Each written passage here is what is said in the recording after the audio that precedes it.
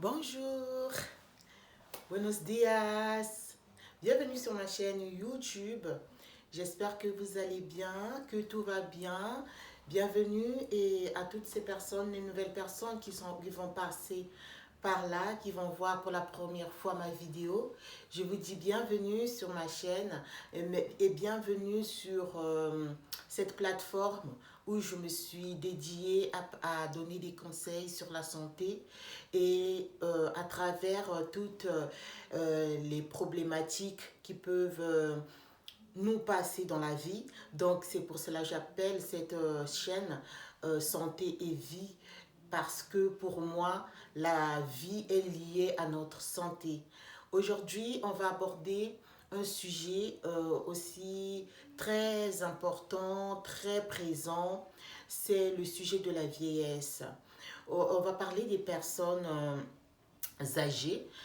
Comment est-ce qu'on peut prendre soin des personnes âgées pour que leur santé reste toujours au top? C'est pas parce qu'ils sont devenus des personnes âgées que nous devrions les abandonner ou bien dire que voilà, moi, la personne, elle est vieille ou bien elle est âgée, donc elle n'a pas besoin de soins particuliers ou d'attention particulière sur son état de santé. C'est toujours important, quel que soit l'âge, de pouvoir prendre soin de notre santé, la santé physique comme la santé morale. Et tout se passe dans ce que nous faisons dans la vie quotidienne. C'est pour cela, c'est toujours lié. Pourquoi je parle de la vieillesse? Pourquoi je parle des personnes âgées? Il faut savoir que les personnes âgées, c'est pas dit parce qu'on est âgé en âge qu'on est fragile ou bien qu'on est vulnérable. Ça n'a rien à voir. Mais il faut savoir, à partir de 65 ans, la majorité, on parle déjà d'un âge avancé et c'est très important de vraiment prendre soin de soi. C'est important en tout. Même si on n'est pas malade, même si on est dans une forme olympique, c'est-à-dire qu'on a 65 ans et on se sent à 40 ans dans notre tête. C'est très important, c'est bien, c'est encourageant à toutes ces personnes qui prennent soin de leur santé, qui prennent soin de leur corps, qui prennent soin de leur santé intérieure. Parce que il y a une forme de fragilité, mais ce n'est pas fragilité liée seulement à ce que nous avons physiquement ou intérieurement, mais il y a une fragilité aussi liée justement à l'âge. Donc plus on fait attention à ce que nous mangeons, à ce que nous consommons, à ce que nous faisons comme activité physique, à cet âge-là, ou plus, hein, c'est toujours bénéfique pour notre santé. C'est très important. Parce qu'à partir de 65 ans, on a eu une longue et belle vie. Et c'est tout à fait normal qu'on puisse souffrir parfois de temps à autre, par exemple, de l'hypertension, par exemple. C'est pas une fatalité. Une fois on a un mode de vie et un style de vie bien adéquat, on a aussi une espérance de vie à côté qui va s'allonger malgré les 65 ans. Mais je parle de 65 ans, c'est parce que c'est l'âge minimum. Sinon, il y a des gens qui peuvent apparaître certaines maladies à partir de 60 ans. C'est parfois, c'est lié au mode de vie qu'on avait antérieurement quand nous étions jeunes. C'est-à-dire la consommation d'alcool, le style de vie, c'est-à-dire ou bien le mode de vie par exemple de ce qu'on mange, notre assiette, elle n'était pas bien équilibrée quand nous étions jeunes. Quand on était jeune, la majorité, ils prenaient la cigarette, c'est-à-dire ils fumaient. Et au fur et à mesure que tu grandis, tu vas développer certaines maladies si ton mode de vie et style de vie n'était pas vraiment adéquat à ce que, voilà, au standard, quoi, à ce que nous devrions faire. Quand nous sommes dans les excès, de toute façon, tout excès nuit. Donc, moi, je parle maintenant d'une manière générale à toutes ces personnes à partir de 65 ans, je prends cet âge-là, à partir de 65 ans, mais il y a aussi, nous rappelons-nous qu'il y a des personnes à 70 ans qui pètent la forme, comme on dit. Qu'à cela ne tienne, moi, mes conseils que je peux donner à partir de 65 ans, c'est de faire vraiment, vraiment attention à notre style de vie, à notre mode de vie et à notre manière de penser, de consommer tout ce qui est information, de pouvoir prendre toujours soin de soi sans rentrer dans l'excès ou bien dans une obsession, genre j'ai 65 ans, j'ai peur de, de vieillir, donc je vais aller, bon, après, si on a l'argent, beaucoup de gens vont faire du Botox. Beaucoup de gens vont... Les Botox, pour les gens qui ne connaissent pas, les gens qui vont s'éjecter parfois, je ne sais pas, du sang sur la face pour lucir beaucoup plus lisse, hein, la peau devient toujours lisse, ou bien éviter des rides, ou bien, ça c'est l'extérieur. Après, si on se sent mal extérieurement, pourquoi pas?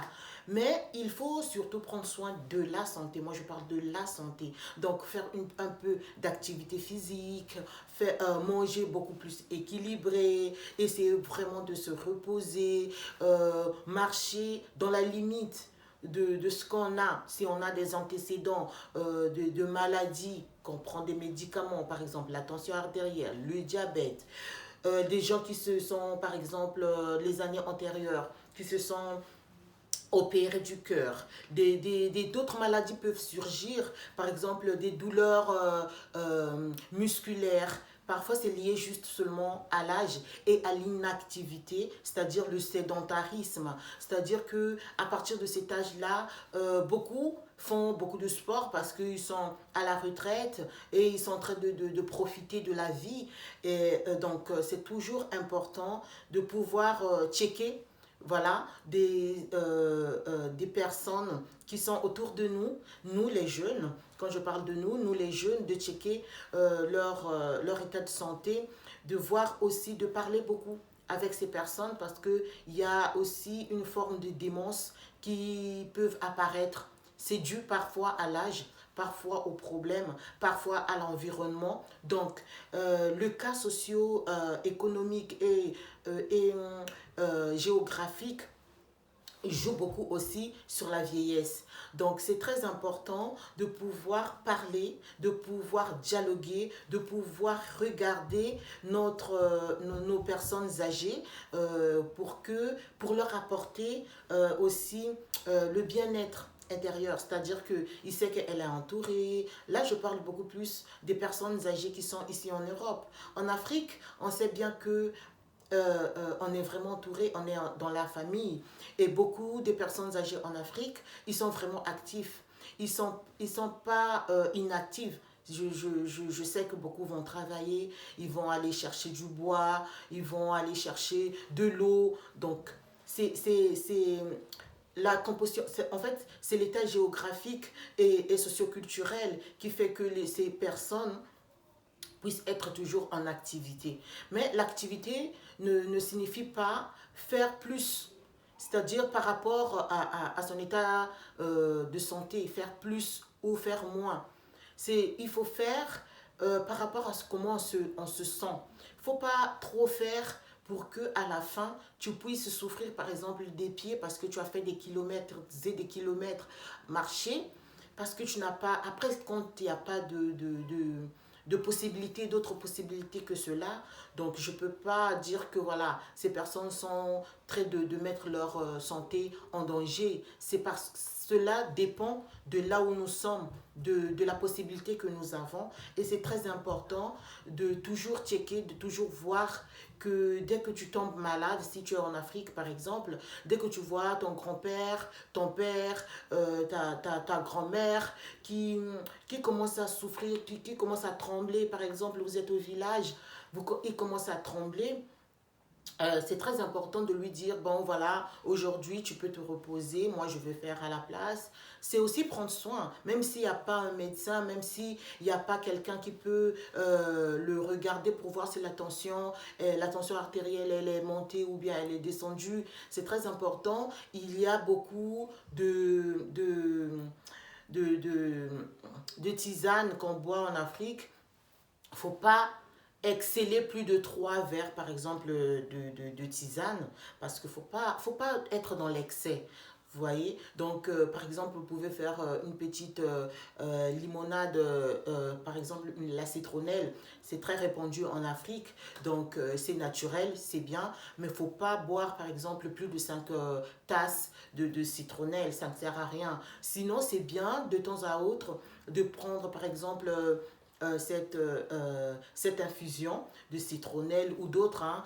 Déjà, il y en a beaucoup qui connaissent, que moi peut-être que je ne connais pas. C'est toujours très important.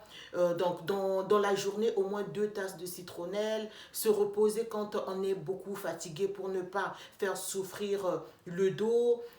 Parce que plus on prend en âge, plus on a beaucoup de fragilité au niveau osseuse, c'est-à-dire vos os ne sont plus très flexibles par rapport à la jeunesse. Et puis, donc, quand la personne âgée, elle est fatiguée, si vous vous retrouvez au champ ou bien dans une activité un peu plus délicate, voilà, vous pouvez lui dire de se reposer. Ça fait toujours partie de la prévention de sa santé pour éviter des accidents domestiques à la maison. De même, c'est pas parce qu'on est dehors, on travaille qu'on est vulnérable à faire un accident. Un accident aussi peut arriver à des personnes âgées à la maison, juste parce que tu as nettoyé, une personne a nettoyé, le petit-fils ou la petite fille a nettoyé la maison, par exemple, elle a fait la serpillière et que la maison est encore mouillée. C'est très important d'expliquer, de dire aux personnes âgées qui s'y trouvent, de leur dire que voilà, la maison, je l'ai nettoyée, elle est un peu mouillée, attends un petit instant dehors ou bien dans une autre pièce pour que tu ne puisses pas glisser, tomber et te faire mal, te fracturer par exemple le pied. Et parce que le processus par exemple de rétablissement, quand on prend en âge, des fois, elle est un peu différente par rapport à une personne qui est moins âgée. Ce n'est pas une vérité absolue, mais ce sont des précautions qu'on prend par rapport aux personnes âgées. C'est pour cela aujourd'hui, je voulais vraiment partager vite fait ce point, ces conseils-là, c'est très important. Donc, si vous avez des personnes autour de vous qui ont déjà, bon, allez, à partir de 65 ans, ne me dites pas que moi, à 65 ans, je suis bien, je suis bien, je fais 20 ans. Si tu fais 20 ans, c'est bien. Tu fais 20 ans dans ta tête, pas dans ton corps. Dans ton corps à 65 ans, à 70 ans, à 80 ans. Après, si dans ta tête, tu te sens beaucoup, beaucoup mieux, c'est très bien. Si physiquement tu es bien, c'est très bien. Mais cela ne signifie pas que tu vas échapper à l'âge. Tu vas échapper à certaines formes, par exemple, psychologiquement. Il y a aussi d'autres maladies qui surgissent, comme la démence. Il y a aussi, parfois, on ne peut plus bien voir. Donc, il faut toujours checker, ça fait toujours plaisir, c'est toujours important de checker, de voir s'il y a la possibilité que ce que tu sens et ce que tu ressens, ce que tu es dans la tête et ce que tu ressens ne correspond pas beaucoup, c'est tout à fait normal. Et c'est normal d'aller voir un professionnel de la santé, donc votre médecin, pour pouvoir te donner des conseils et poursuivre ce que tu fais d'une manière plus ou moins dosée. J'espère que je n'ai pas été longue. S'il y a des jeunes femmes, des jeunes hommes, des enfants qui passent par là et qui savent qu'ils ont une personne âgée dans leur maison, dans leur entourage, ce sont des bons conseils à donner. Ça s'appelle la prévention pour pouvoir améliorer encore et encore l'espérance de vie de notre santé. Il n'y a pas d'âge pour pouvoir parler de l'espérance de vie. faut pas seulement dire que voilà, je suis pauvre ou bien je suis dans un état végétatif, c'est-à-dire des personnes qui sont malades. On leur donne toujours des soins appropriés par rapport à son âge, par rapport à son activité physique, par rapport à son entourage, par rapport à sa vie, c'est-à-dire son mode de vie socio-culturel, économique, géographique. Elle diffère, mais c'est très important d'en parler. Merci beaucoup, muchísimas gracias. Et j'espère qu'on va toujours continuer à se donner des petits conseils comme ça, ensemble, de parler, de nous éduquer, d'exceller, d'être toujours présent pour nos grands-pères, nos pères, nos mères qui sont vraiment un peu plus âgés que nous, en leur donnant la force et qu'ils soient toujours plus ou moins en bonne santé. Merci, j'espère que vous allez passer une bonne très fin d'année et que la santé sera la priorité pour l'année 2021. À toutes les personnes qui vont passer par là, qui vont regarder ma vidéo, je vous dis bonne fête de fin d'année. Et si vous n'êtes pas abonné, abonnez-vous, likez, encouragez-moi pour qu'on aille, cette aventure aille de l'avant, parce que la santé, c'est pour moi la clé de tout dans notre vie. Merci beaucoup, ciao, bisous. Mouah, mouah.